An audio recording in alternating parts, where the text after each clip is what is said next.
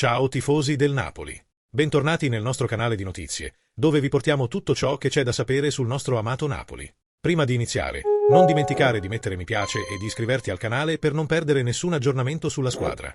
Forza, premi il pulsante mi piace e iscriviti subito. Oggi abbiamo una notizia che promette di dare una scossa al mercato della Serie A. Il nome del momento è Dennis Mann, uno dei giocatori più promettenti di oggi.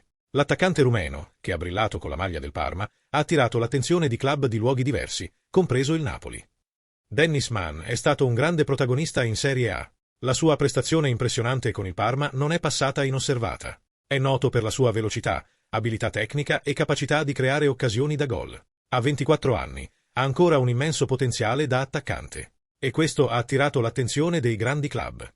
Il Napoli, dal canto suo, è sempre alla ricerca di talenti che possano rinforzare la squadra e garantire una stagione di successo. Le speculazioni sull'interesse del Napoli per Dennis Mann non sono una novità. Cominciano a circolare voci e la possibilità di vederlo con la maglia azzurra si è fatta attendere. Emozionato molti fan.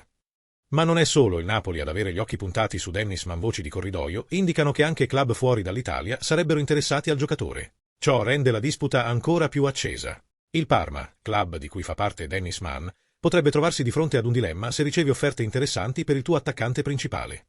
La domanda che rimane è: fino a che punto il Parma è disposto a negoziare? E, cosa più importante, può il Napoli battere la concorrenza e assicurarsi l'acquisto di Dennis Mann?